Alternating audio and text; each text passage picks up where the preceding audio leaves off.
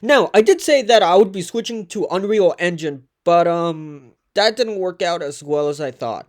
And you're about to see why. So like I've said before, I was going to be switching to Unreal, and the first weeks, let's just say it's been a struggle. I even gave Godot a shot since it seemed like a decent open source engine, but many tutorials just use Godot script instead of C#.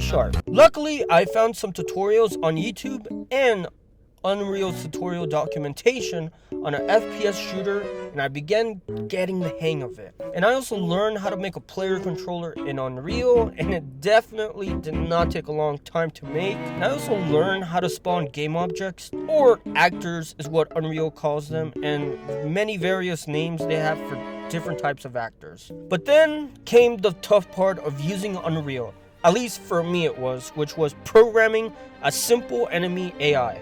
It was how there were so many of these specialized features in Unreal that I could have just programmed them myself.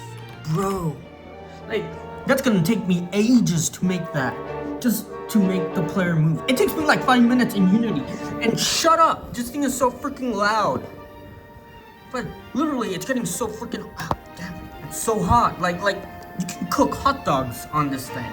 You can cook hamburgers. So, right after the last few days becoming more frustrated with Unreal, and a little with Godot since, they have their own programming language, Godot script, but I just didn't like their syntax, since it's like Python, but I program in Python, but anyways, I had no choice but to unfortunately crawl right back to Unity because I just prefer programming in code more than using visual programming, guys. Acid rain again. I'm sorry, but I have to go back to Unity.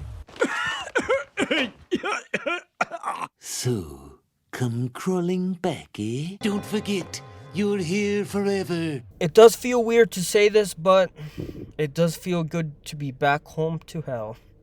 Alright, this is getting a bit stressing, so I'm gonna need a Red Bull.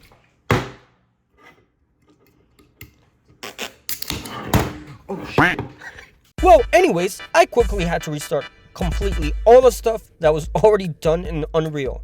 But with almost no progress that's been made there, I don't think it matters that much. But I did have to bring back the FPS controls to spawner and the enemy AI, which just followed you. And like that, it didn't take so long to recreate all of that stuff. And that's why I prefer using Unity. But just like after a breakup, I still missed Unreal. I really liked the graphics they had. So that got me thinking, I want to somehow bring the great high-level graphics from Unreal to Unity. And that's when I remembered HDRP, of course, and Unity. So I made a comparison of a bunch of cubes spawned in each game engine and tried my best to match Unity graphics to Unreal. And as you noticed, oh boy, does it look significantly different. It looks way better. And this shows a lot that Unity can have great graphics. It's just that you just gotta download the HDRP plugin and just learn how to use their settings. And at the end of the day, you don't need Unreal high-level graphics to make a good game. It's really all about creating a fun gaming experience. And that is all up to you. Now, we're gonna need a place the player can just roam around. I think the scariest place to be randomly placed in is in a dark, beautiful forest by yourself in the moonlight. And also, that's just gonna be easy to make too. Bro, did we just find a dead person in the suicide forest hanging? I then downloaded Unity Terrain Tools, and like an idiot, I just played around with it like a kid since I just don't know how to use it. So, I needed the OG of Unity tutorials. Everybody welcome, Brackies! No, he's not actually in the channel, he's not actually here. I mean, do you think he's gonna be in a 100 sub channel? If that's what you really thought, then you must be related to Logan Paul. Anyways, so I briefly followed his terrain tool tutorial, and after that, it was all cool. Thank you, Brackies. Love you. Then I created a path, even though we're just going to have a forest of trees, but I just think having a path for trees can be sort of scary, because I guess you never know what a path leads you to. And just having all those trees around you, it kind of creates that suspense, I guess. But then I modeled the terrain so it's not just flat and boring. And at last, download a dried tree asset from the Unity store, because obviously it's not because I can't make trees or I can't make them scary, but just don't judge me. But then I test out what it's like to explore around this forest, just to see what it's like.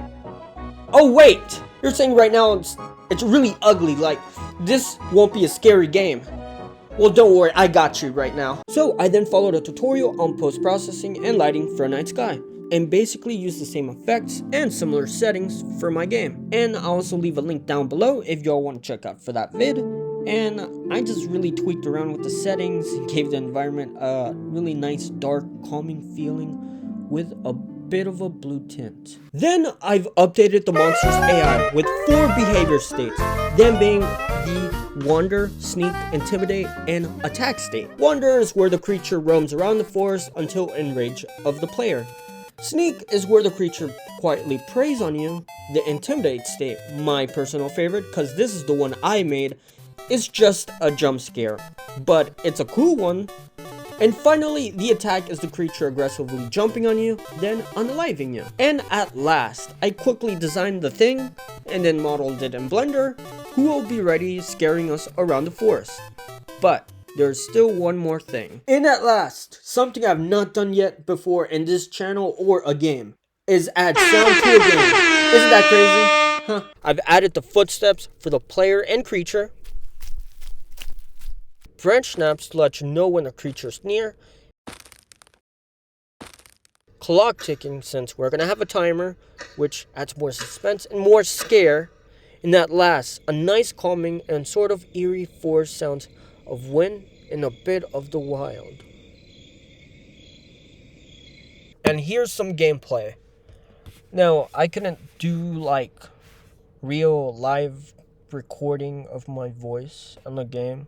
I'm just gonna give you all like some quiet commentary right now. But like, yeah, it's a scary game. Kind of scary.